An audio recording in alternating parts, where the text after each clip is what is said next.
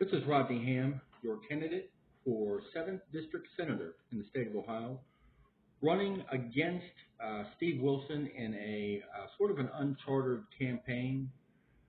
It's lobby-free, so I don't have to deal with all the bureaucracy that comes along with that. And I can go ahead and address things like this situation down in Hillsboro, Ohio. I'll come out and tell people straight up what the deal is. And from all intensive purposes, the Dayton Outlaws are using those sharecropper properties that they've got down in Hillsboro to grow marijuana to fund campaigns like the Donald Trump campaign. So what we need to do is figure out how they're cleansing that money, be it through adult establishments, be it through bars that don't seem to have a lot of business, be it through businesses like tattoo shops, which were mentioned by Donald Trump in his interviews, where you have a hard time understanding how they can come up with the rent as little bit of business as they get. Usually a hangout for a lot of bikers, so a lot of people who are paying for tattoos wouldn't go there. You'll find a lot of drug activity. You'll find a lot of prostitution, too, as far as networking goes, and being able to get into the nuts and bolts of it, just like you do at casinos, a lot of times on the outside in the parking lots. So let's take a look at this Hillsboro situation with the Roden family. I think we need to get to the bottom of whose property it was, who's on the title, who's affiliated with it, what kind of traffic goes in and out of it. And then once we do, we can find out their affiliations and why it was so important to massacre an entire family over marijuana, a drug that's portrayed by the media to be okay now, which is not okay with my children. It's not okay with me. I look at alcohol, marijuana, and opiates as the worst drugs on the planet because they have the highest death rates. When you factor in cartel activity, you factor in motorcycle clubs, and you factor in a lot of the stuff that's coming in from Colorado, a lot of the push and shove, a lot of the bending the rules for them, trying to get the dispensaries up like they've got out on 68 in Greene County. I've got a program out here. It's US for Change. I've got it attached. When you open up the link, it'll take you to, there's about 14 or 15 different videos on there to tell you what my stance is on different ways that we need to change this country.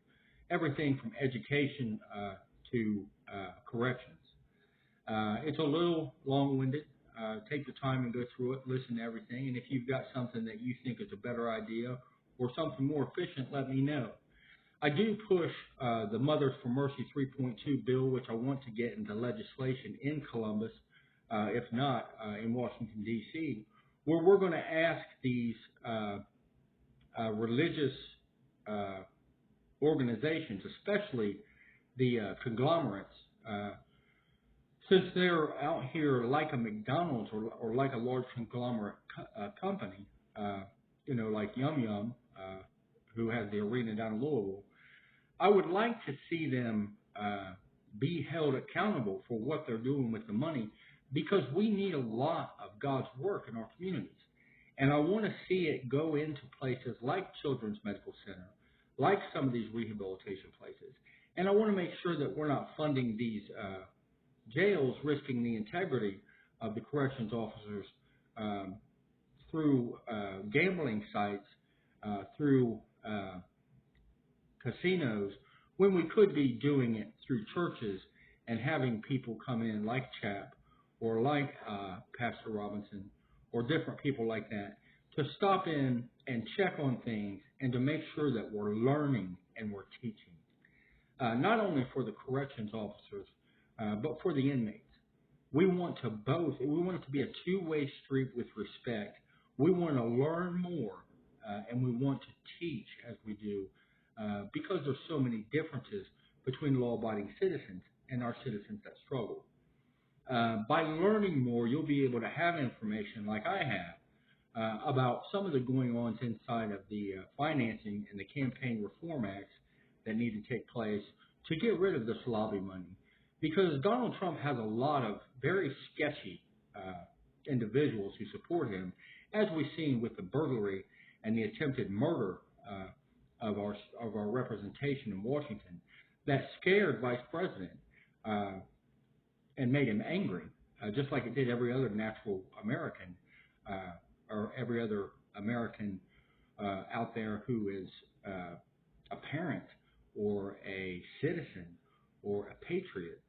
Uh, I really felt bad for the vice president because of the situation he was in, and it was almost like he was used for his religious vote, uh, and then turned out once that they got the election, and then put in a situation uh, where he looked like part of this gang mentality of mob that tried to go in and kill people who were doing their duty as representatives for the federal government for the United States of America. It was the most pathetic ending to a presidency that I had ever seen in my life. Moving on, I have more opinions about things on YouTube. It's Rod Ham with the American flag. I spend a lot of time on civil rights violations because of my time here in Warren County spent amongst a lot of bigotry, a lot of misogynism, and you can see that if you Google Warren County courts. You can Google raids on Waynesville Road, a place that I'm familiar with because it's my hometown, and you can see some of the Trump element and some of the things that they've done that are just disgusting. Uh, We've had some problems here, even as far as Citizens of the Year awards go. Looking back in retrospect, I don't know if we should have handed them out or not. I also have a lot of different plans for kids. You'll see that in the U.S. for Change hyperlink. I gear everything towards educating the next generation, almost like a long distance marathon where we're handing off the baton and trying to give them the best possible starting position to run the race of life. Um, I've been a parent for 27 years. I love my children as much as any other parent does. Um, I love their diversities. I love the way that they keep my life interesting. I have 3 stepchildren. I have 2 children naturally, and they all play their own significant roles in my life and my thought processes. I love each of them. It touches you when you know that they're scared and confused because an imbecile was voted in to become president. A predatory lender at that, a man who took advantage of real estate investments, much like you'll see in my Steve Wilson campaign ads. Not saying that Steve Wilson was a part of it, but saying that he could be a solution of it for the farmers in Clinton County who were taken advantage of through these predatory land purchases that Donald Trump became so famous for. I worked for 35 years, mostly in the customer service, retail management end of things. In Dayton, Ohio, I ran the #1 store for Vale Miller Jr. and his company, Heidelberg. We did a lot of great things. There was a lot of things that we had to do different being on a Catholic university, trying to achieve sales in the college categories, which are the adult categories. And we did it to a standard of being up almost 20% in a market that had fell 10%, which is unheard of. You don't ever see that. And the reason I did that is because I listen to people. I try to understand what they want. I try to understand what means I have to get it. And I try to understand how to do it responsibly so that all the fun can be had in college, but at the same time, we're not out here trying to destroy lives by getting them to purchase things that they really don't need to be purchasing, if that makes sense. So my 2020 plan got changed, and I'll go ahead and address it now because it always gets addressed to me. I did go to jail. I did get in some trouble because I did get caught taking speed. I took speed off and on my whole life, and I say that, but I haven't really took it a lot. It's the drug I take. If I take something, it's speed. I don't mess around with anything else. I do have casual beers, and I know that it's popular, especially a man in my position who's running this sort of mock campaign that's lobby-free and able to tell the truth. And the truth is, I can't promise somebody that I won't take speed. I can't promise somebody that I won't drink, and I'm not going to. I know that politicians usually do that so that you'll rest your mind at ease. I'm going to be an honest person before I'm a politician. And I'm going to tell you the truth because the best solutions come from a plan derived from the truth, from trust with respect, and developed through faith and time. And that's the key to life, is making sure that we're patient, calculating, and we understand what we're about. I know one time I watched a Notre Dame game, and it moved me quite a bit because I was a big Notre Dame fan.